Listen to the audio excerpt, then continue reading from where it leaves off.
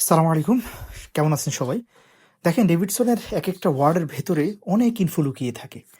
আমরা যদি আপনাদেরকে দেখাই রিঅ্যাক্টিভ স্পন্ডাইলো আর্থ্রাইটিস, তো এখানে বলা হচ্ছে যে রিঅ্যাক্টিভ স্পন্ডাইলো আর্থ্রাইটিসের ক্ষেত্রে আমরা খুব ইম্পর্টেন্ট একটা ফাইন্ডিং পাই পেশেন্টের অ্যাঙ্কেলে, সেটা হলো ক্যালকেনিয়াল স্পার। কেমন? এখন এই ক্যালকেনিয়াল স্পার জিনিসটা কি, কেন হয়? দেখেন, আমরা জানি যে এখানে কি হয়, অ্যানথেসাইটিস হয়। অর্থাৎ এই যে দেখেন, এই যে আমাদের ক্যালকেনিয়াম বোন, এটার সাথে অ্যাকিলিস টেন্ডন ইনসারশন করে, আবার এখান থেকে প্ল্যান্টার ফাসা অরিজিন করে। সো এই যে টেন্ডন অথবা লিগামেন্ট, ফাসা, এগুলোর অ্যাটাচমেন্ট সাইটে কি হয়, এখানে ইনফ্লামেশন হয়, এবং ইনফ্লামেশনের কারণে শুরুতে বোন ইরোশন হয় অস্টিওক্লাস্টিক অ্যাক্টিভিটির কারণে, পরবর্তীতে আবার অস্টিওব্লাস্ট অ্যাক্টিভিটি বাড়ার মাধ্যমে এখানে অসিফিকেশন, ক্যালসিফিকেশন হয়ে নিউ বোনস জেনারেটেড হয়। ঠিক আছে? ওই এক্সট্রা বোনস যে ফর্মেশন হচ্ছে সেটাকে আমরা কি বলি, ক্যালকেনিয়াল স্পার। সো এই জিনিসটাই হচ্ছে ক্যালকেনিয়াল স্পার।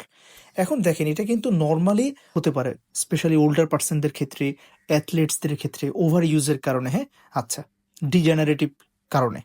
তো এই দুটোর মধ্যে কিন্তু একটা ডিফারেন্স আছে। ডিফারেন্সটা কি দেখেন, দেখেন আমরা প্রথমে নর্মালটা একটু দেখাই আপনাদেরকে। এই যে এখানে একটা ক্যালকেনিয়াল স্পার দেখা যাচ্ছে, দেখেন এই যে, খেয়াল করে দেখবেন যে এই ক্যালকেনিয়াল স্পারটা ডেফিনিট তার একটা আউটলাইন আছে, রেগুলার, এই যে রেগুলার একটা তার কি আউটলাইন আছে, এবং এটা হচ্ছে বটম, নিচের দিকে, ক্যালকেনিয়াম বোনসের নিচের দিকে দেখেন, এটা কিন্তু পেছনের দিকে নাই। ওকে, আর এখানে যদি দেখেন, এই যে এখানে এটা একটু বড় সাইজে বড় থাকবে ক্যালকেনিয়ার স্পারটা, এবং ইরেগুলার থাকবে তার যে আউটলাইন, এটা কি ইরেগুলার থাকবে। মোস্ট ইম্পর্টেন্টলি দেখেন, এখানে ক্যালকেনিয়ার স্পারটা পেছনের দিকে আছে, এই যে পেছনের দিকে, কিন্তু দেখেন এখানে কিন্তু পেছনের দিকে নাই, কিন্তু এখানে পেছনের দিকেও আছে। হ্যাঁ, সো এটা দেখে আমরা বুঝতে পারি যে এটা রিঅ্যাক্টিভ স্পন্ডাইলো আর্থ্রাইটিসের কারণে। আরেকটা পয়েন্ট হলো যে রিঅ্যাক্টিভ স্পন্ডাইলো আর্থ্রাইটিসে বাইলেটারালি ক্যালকেনিয়ার স্পার পাবেন, দোনো পায়ে পাবেন।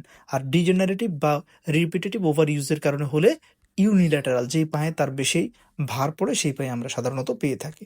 সো এই ব্যাপারগুলো এখানে আমরা লিখে দিয়েছি, আমার নোটটা টেলিগ্রামে দেওয়া থাকবে, সেখান থেকে পড়ে নিতে পারবেন। থ্যাংক ইউ, সবাইকে ভালো থাকবেন, আল্লাহ হাফেজ, আসসালামু আলাইকুম রহমতুল্লাহ।